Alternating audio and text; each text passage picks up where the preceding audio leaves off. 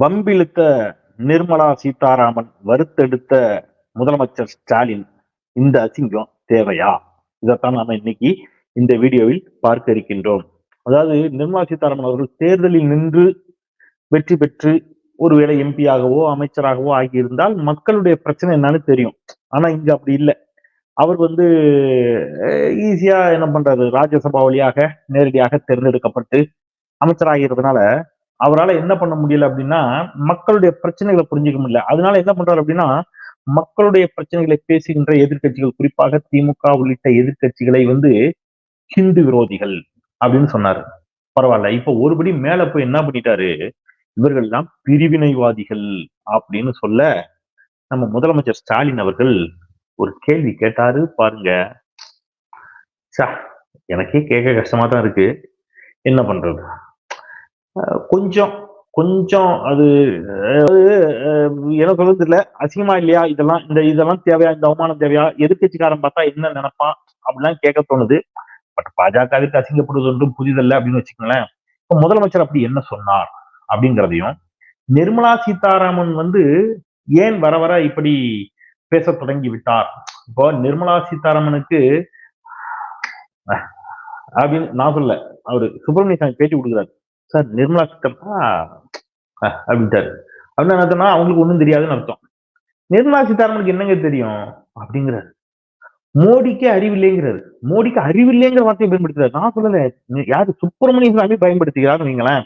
இப்போ அதை நிரூபிக்கிற மாதிரி நிர்மலா சீதாராமன் சில வார்த்தைகளை சொல்லிவிட்டார். அதற்காகத்தான் வறுத்தெடுத்திருக்கிறார் நம்முடைய முதலமைச்சர் முத்துவேல் கருணாநிதி ஸ்டாலின். நிர்மலா சீதாராமன் என்ன சொன்னார், முதலமைச்சர் என்ன சொன்னார் என்பதெல்லாம் விரிவாக வீடியோ ஆதாரங்களோடு வழக்கம் போல இந்த வீடியோவுக்குள் பார்க்க இருக்கின்றோம். வீடியோவுக்குள் செல்வோம்.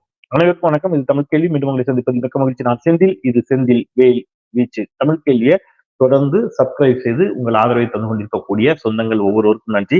இன்னும் கூட தொடர்ந்து உங்கள் ஆதரவை தாருங்கள். சப்ஸ்கிரைப் செய்து தமிழ் கேள்வியை பாருங்கள் என்று சொல்லிட்டு இன்னைக்கு வீடியோக்குள்ள போலாம். நிர்மலா சீதாராமன் ஒரு ஊடகத்துக்கு பேட்டி அளிக்கிறார். அப்ப என்ன சொல்றாருன்னா, இவங்கெல்லாம் ஹிந்து விரோதிகள், இவங்கெல்லாம் சமூக விரோதிகள் அப்படின்னு இந்த போராட்டம் பண்றவங்க சொல்லுவாங்க இல்லையா. விவசாயிகள் போராட்டத்துல விவசாயம் சமூக, அது சமூக விரோதின்னு சொல்லக்கூடாது, சமூக விரோதி அப்படி சொல்லணும். யார் சொன்னாலும் உங்களுக்கே தெரியும். அந்த மாதிரி உரிமைகளை கேட்பவர்கள் எல்லாம் இப்ப என்ன சொல்லிட்டாங்க, பிரிவினைவாதிகள் அப்படின்னு இப்ப புதுசா அவங்க கிளப்பியிருக்காங்க. ஏன் அப்படி சொல்றாரு அப்படின்னா, பிரிவினைவாதிகள் அப்படின்னு யார சொல்றாருன்னா திமுகவை சொல்றாரு. ஏன் பிரிவினைவாதி என்று சொல்லுகிறார் அப்படின்னா வேற ஒண்ணும் இல்லை. 6 லட்சம் ரூபாய்க்கு மேல 6 லட்சம் கோடி, வெறும் 6 லட்சம் இல்ல, 6 லட்சம் கோடிக்கு மேல் நாம வரியாக ஒன்றிய அரசுக்கு கொடுத்திருக்கோம். ரைட்டா? நம்முடைய உழைப்பில் உருவான பணம் 6 லட்சம் கோடிக்கு மேல நம்ம கொடுத்திருக்கோம். நமக்கு திருப்பி கொடுத்தது வெறும் 1.5 லட்சம் கோடி. சரியா? அதாவது 1 ரூபாய் கொடுத்தா 25 பைசால இருந்து 26 பைசா அந்த மாதிரிதான் நமக்கு தராங்க. 4ல் 1 பங்கு. இதுவே உத்தரப்பிரதேசத்திற்கு அவர்கள் கொடுத்ததே மிக மிக சொற்பம். அவர்களுக்கு இவர்கள் திருப்பி கொடுத்தது அபரிமிதம். அதாவது 1 ரூபாய் கொடுத்தா 2 ரூபாய் திருப்பி கொடுக்குறாங்கன்னு வைங்களேன். அவங்க வெறும் 1.5 லட்சம் கோடி தான் கொடுத்துருக்காங்க. அவனுக்கு 3 லட்சம் கோடிக்கு மேல வாரி கொடுத்தாச்சு. இதை பத்தி நம்முடைய முதலமைச்சர் கேள்வி எழுப்ப தொடங்கியவுடன் கேரளா முதலமைச்சர் ஆமா நாங்களும் வஞ்சிக்கப்படுகிறோம், கர்நாடகா நாங்களும் வஞ்சிக்கப்படுகிறோம் என்று ஆரம்பித்தார்கள். இப்ப பாஜக ஆட்சி செய்யாத எல்லா மாநிலங்களும் இந்த குரலை எழுப்ப தொடங்கியவுடன் மோடி பதட்டமாகி நாடாளுமன்றத்தில் சொன்னார், இப்படி எல்லாம் பேசுவது தவறு. இப்ப நிர்மலா சீதாராமன் அதே என்ன சொல்றாருன்னா, இவர்கள் பிரிவினைவாதிகள் அப்படிங்கிறார். இப்போ முதலமைச்சர் அருமையான ஒரு பதிலடி கொடுத்திருக்கார். பிரமாதமான அடி. முதலமைச்சர் என்ன சொன்னார் அப்படிங்கிறத அவர் சொன்ன அந்த காணொலி வீடியோ இருக்குது, நீங்க அதை பாருங்க. ஏன் நான் சொல்றேன்னா, முதலமைச்சர் என்ன சொன்னார் அப்படிங்கறதுல இருக்கக்கூடிய நியாயம் இருக்குல்ல. நிர்மலா சீதாராமனுக்கு நம்ம சில அடுக்கடுக்கான கேள்விகளை கேட்க வேண்டியது. ஹிந்து விரோதி, தேச விரோதி, பிரிவினைவாதி எல்லாம் சொல்றாங்க இல்லையா, இதெல்லாம் ஆதாரங்களோட சில கேள்விகளை கேட்க வேண்டியிருக்கிறது. அதை நம்ம கேட்போம். முதல்ல முதலமைச்சர் பேசிய அந்த பதிலடி, அதை பாருங்க. இன்றைய தினம் நாளிதழில் ஒன்றில் பேட்டியளித்துள்ள ஒன்றிய அமைச்சர் ஒருவர், பிரிவினையை தூண்டுகிறது திராவிட மாடல் என்று சொல்லியிருக்கிறார். இதைவிட சிறந்த நகைச்சுவை பேட்டி இருக்க முடியாது. பிறப்பில் பேதம் பார்க்கும் சித்தாந்தத்துக்கு சொந்தக்காரர்களான அவர்கள் நம்மை பார்த்து பிரிவினைவாதிகள் என்று சொல்வதுதான் வேடிக்கையாக உள்ளது. அனைவருக்கும் அனைத்தையும் கிடைக்கச் செய்யும் ஆட்சிதான் திராவிட மாடல் ஆட்சியாகும். அனைவருக்கும் அனைத்தும் கிடைக்கக்கூடாது என்று சொல்லும் அவர்கள்தான் பிரிவினைவாதிகள். பாத்துட்டீங்களா? இப்ப முதலமைச்சர் என்ன சொல்லுகிறார்? பிறப்பின் அடிப்படையில் நீ உயர்ந்தவன் நான் தாழ்ந்தவன் என்று பிரித்து வைக்கும் சித்தாந்தத்தை ஏற்றுக்கொண்டிருக்கும் நீங்களா எங்களை பிரிவினைவாதிகள் என்று சொல்வது? தேங்கப்பா, இவங்களுக்கு ஏன் தமிழ்நாட்டை பார்த்தா பயம் வருது, ஏன் திமுகவை பார்த்தால் பயம் வருகிறது இப்ப புரியுதா உங்களுக்கு? ஏன்னா புலையர்னு அடிக்கிறாங்க. பிறப்பின் அடிப்படையில் நீ தலையில இருந்து பிறந்த, நீ காலில இருந்து பிறந்த, நீ தோல்ல பிறந்த, நீ தொடையில பிறந்த, மொத்தத்துல நீங்க யாரும் அம்மா வயிற்றுல இருந்து பிறக்கலன்னு ஒரு கதையை கட்டி விட்ட கூட்டம் இருக்குல்ல, இந்த கூட்டம் மனுஷனை பிறப்பின் அடிப்படையில் பிரித்து வைத்த இந்த கூட்டம் பிரிவினைவாத கூட்டம் உண்மையிலே யாருதான்? இவங்கதான். இவர்கள் எங்களை பார்த்து சொல்லலாமான்னு ஒரு கேள்வியை கேட்டு விட்டார். இப்ப இந்த அசிங்கம் நமக்கு தேவையா? இப்ப நீங்க கேட்கலாம், சார் என்ன சார் அப்படி என்ன சார் பண்ணாங்க நிர்மலா சீதாராமன்? ஹிந்துக்களின் எதிரி அப்படின்னு திமுக சொல்றாங்க. Right, okay. இப்ப உண்மையிலே ஹிந்துக்களின் எதிரி யார்? வெங்காய விலை ஏறி போச்சு. வெங்காய விலை ஏற்றத்தால் அதிகமாக பாதிக்கப்படுவது யார்? ஹிந்துக்கள். ஏன்னா நாட்டுல மக்கள் தொகை அடிப்படையில் எல்லாம் எது நடந்தாலும், பெட்ரோல் டீசல் கேஸ் விலை உயர்வு எது நடந்தாலும் அதிகமா பாதிக்கப்பட போறது ஹிந்துக்கள். ஏன்னா மக்கள் தொகை அடிப்படையில் இங்க ஹிந்துக்கள் தான் அதிகம். அப்போ ஹிந்துக்களுக்கு தான் பாதிப்பு. வெங்காய விலை உயர்வால் மக்கள் பாதிக்கப்படுகிறார்கள் அப்படின்னு நிர்மலா சீதாராமன் அவர்களிடம் நாடாளுமன்றத்தில் கேள்வி கேட்கப்பட்டது. அவர் என்ன சொன்னாரு? நாடாளுமன்றத்தில் கேள்வி எழுப்பப்பட்ட பொழுது மரியாதைக்குரிய நிர்மலா சீதாராமன் என்ன சொன்னார்? நான் வெங்காயம் சாப்பிடும் குடும்பத்திலிருந்து வரவில்லை. புரியுதா உங்களுக்கு? என்ன சொல்றாருன்னு உங்களுக்கு புரிஞ்சிருக்கும்னு நினைக்கிறேன். ஓகே. அப்ப இப்ப வெங்காயம் சாப்பிடுற ஹிந்துஸ் எல்லாம் யாரு? அவனை பத்தி நிர்மலா சீதாராமனுக்கு கவலை இல்லை. பெட்ரோல் டீசல் கேஸ் விலை உயர்வால் பாதிக்கப்பட்டது யாரு? இதே ஹிந்துக்கள் தான். ஒரு அம்மா இப்போ மழை வெள்ளத்துல தமிழ்நாட்டுல சென்னை தூத்துக்குடி உள்ளிட்ட மாவட்டங்களில் பெய்த கனத்த மழையினால் ஒரு அம்மா வீடெல்லாம் இழந்து வீட்டுக்குள்ள எல்லாம் தண்ணி வந்துச்சு. அந்த வீடியோ ஏற்கனவே நான் பார்த்திருக்கேன், போட்டிருக்கிறேன் தமிழ் கேள்வியில, நீங்களும் பார்த்திருப்பீங்க, அது வைரல் வீடியோ. அந்த அம்மா கேக்குது, எனக்கு இன்னும் பண்ண வரல. சரிங்க, பார்க்கலாம். உங்களுக்கு மாத்திரம் நிர்மலா சீதாராமன் சொன்ன பார்க்கலாம், நீங்க மட்டும் பாதிக்கப்படலைங்க, எல்லாரும் பாதிக்கப்படுறாங்க, எல்லாருக்கும் கொடுப்பாங்க. சரி, உங்களுக்கு மாத்திரம் ஏன் வரல அப்படின்னு நம்ம கேட்கலாம். சரி, எது உதவி கேட்ட மாட்டேன் இப்படி பேச தோணா? நீங்க அங்க யார்ட்டையாவது கொடுங்க, அவங்க பார்ப்பாங்க. எது? இவர் அமைச்சர், இவர் போனது வெள்ள பாதிப்புகளை பார்வையிட, வெள்ள பாதிப்புகளை பார்வையிட்டு மக்களுக்கு நல்லது செய்கிறேன் என்று வந்த அமைச்சரிடம் மக்கள் குறைகளை முறையிடுகிறார்கள். ஒரு அம்மா சொல்றாங்க, அம்மா எனக்கு வீடு இல்ல, வீடு வந்து இதாகி போச்சு, தண்ணி மங்கிட்டு போச்சு அப்படின்னு சொன்னா, ஒரு அமைச்சராக கலெக்டரை கூப்பிடணும், அதிகாரிகளை கூப்பிடணும், என்ன நடந்துச்சுன்னு பார்க்கணும், இந்த அம்மாவுக்கு உதவிகள் ஏன் போகலைன்னு கேட்கணும். ஆனா அதுல என்ன சொல்றாரு நிர்மலா சீதாராமன்? கேட்டம்மா ஹிந்து, அதை சொல்றேன், கேட்டம்மா ஹிந்து அவங்க கிட்ட என்ன சொல்றாரு? உங்களுக்கு மாத்திரம் ஏன் வரல அப்படின்னு நம்ம வந்து செக் பண்ணலாம். சரிங்களா? நீங்க அங்க அங்க அப்படி காட்டுறாரு கையை, அங்க யார்ட்டையாவது கொடுங்க, யார்கிட்டயாவது, நீங்க வாசல் நிக்கிற ஓட்டியா, வாசல்ல பெட்டி கடை வச்சிருக்க ஓட்டியா, என்ன மேடம்? ஆனா இதே நிர்மலா சீதாராமன் தூத்துக்குடி மாவட்டத்துல ஒரு கோவிலை சுற்றி பார்க்க போகிறார். அந்த கோவிலில் இருக்கக்கூடிய அந்த என்ன பூசை உள்ளிட்டவற்றை செய்யக்கூடிய பார்ப்பன அர்ச்சகர்கள், அவங்க என்ன செய்யறாங்கன்னா, பிறப்பால் பார்ப்பன சமூகத்தை சேர்ந்தவர்கள் அர்ச்சகர்கள், அவங்க என்ன சொல்றாங்க, இந்த மாதிரி கோயில் பிரகாரத்தை சுத்தி சாமி வள வர்ற வழியில எல்லாம் கொஞ்சம் சிக்கலா இருக்குது அப்படின்னா உடனே கலெக்டரை கூப்பிட்டு திட்டுறாரு, அதிகாரிகளை கூப்பிட்டு பேசுறாரு. ஓ ஐயோ, இது என்ன அநீதினு பொங்கிட்டாரு. இப்போ ஐயோ பாவம் போல ஒரு அம்மா போச்சுல்ல, அந்த அம்மாவும் ஹிந்து, கோயில்ல அர்ச்சகராக பணியாற்றக்கூடிய அந்த பார்ப்பனரும் ஹிந்து. ஆனால் நிர்மலா சீதாராமன் யாருக்காக குரல் கொடுத்தார்?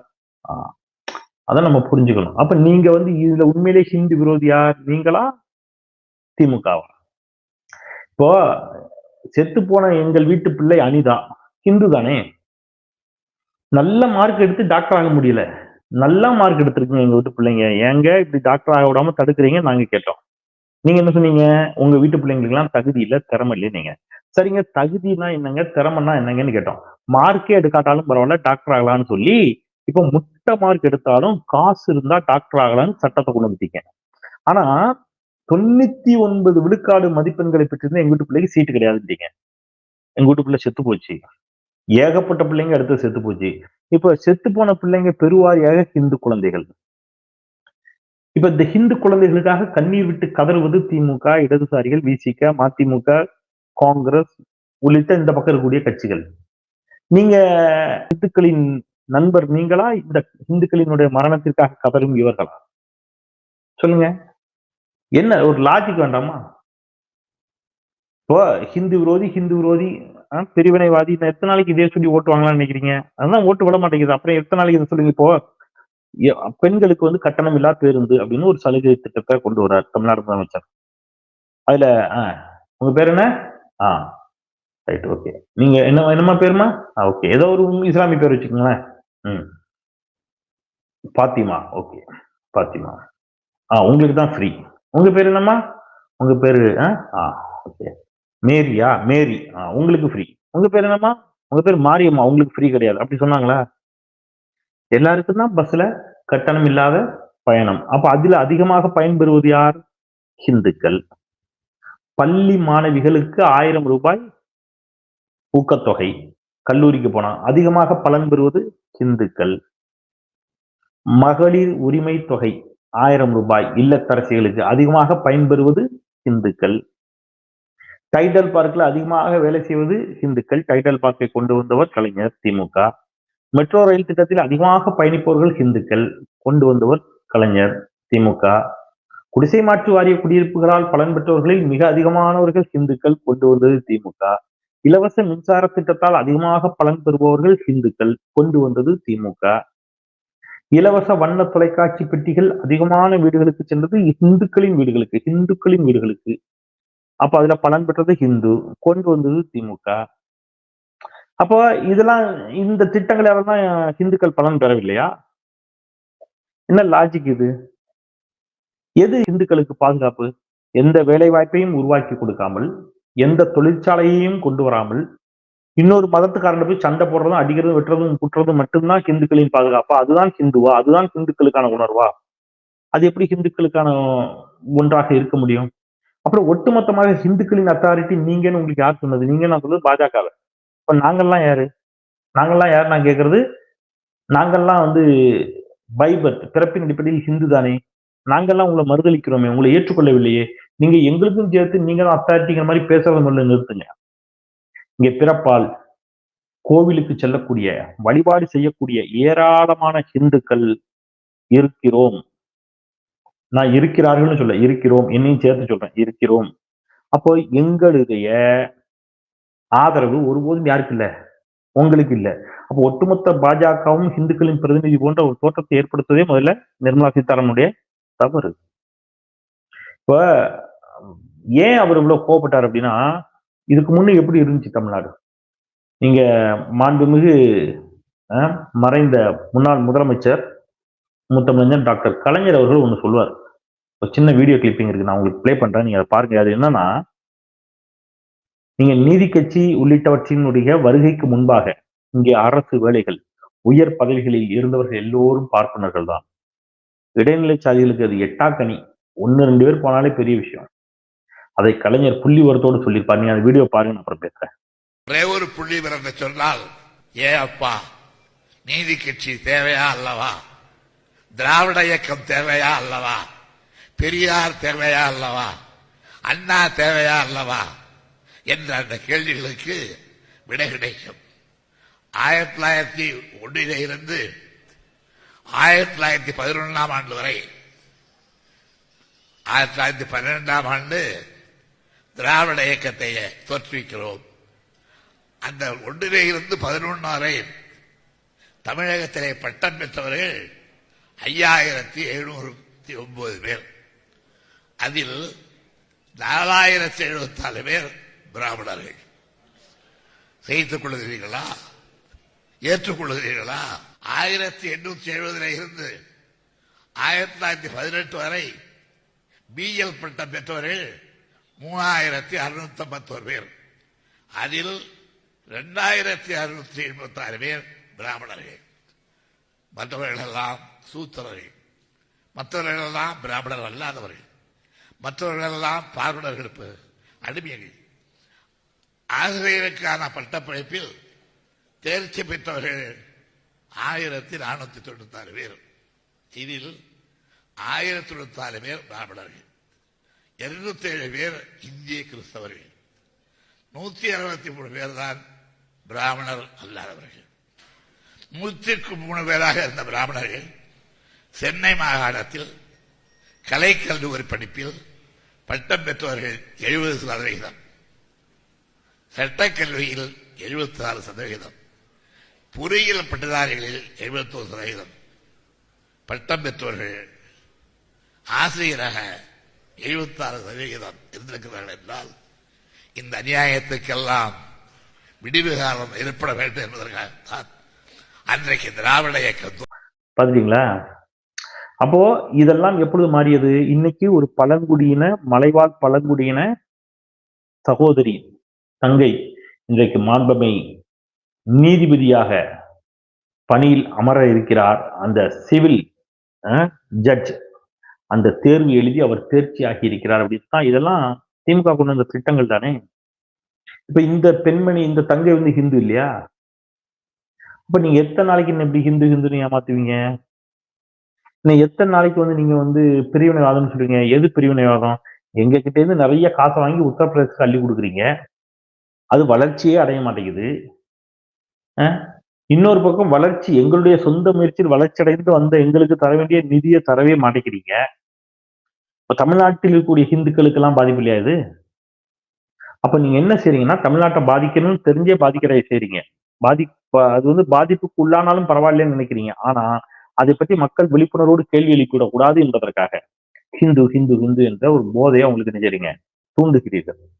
அதனாலதான் அன்னைக்கு முதலமைச்சர் கேட்டார், பிறப்பின் அடிப்படையில் உயர்ந்தாழ்வு கற்பிக்கக்கூடிய சித்தாந்தத்தை ஏற்றுக்கொண்டிருக்கக்கூடிய நீங்களா எங்களை பார்த்து அவ்வாறு சொல்வது என்று. பிறப்பின் அடிப்படையில் நீங்கள் ஏற்றத்தாழ்வு கற்பிப்பது உண்மையா இல்லையா?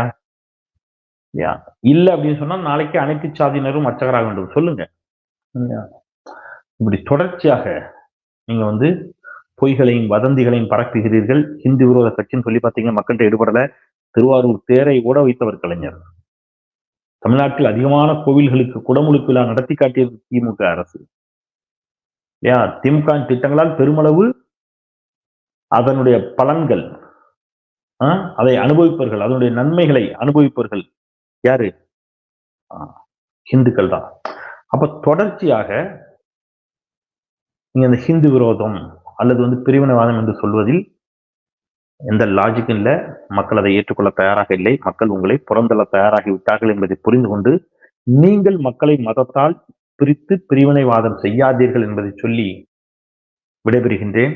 தமிழ் கேள்வியை சப்ஸ்கிரைப் செய்து உங்கள் ஆதரவை தாருங்கள். குரலற்றவர்களின் குரலாய் நான் செந்தில். நன்றி.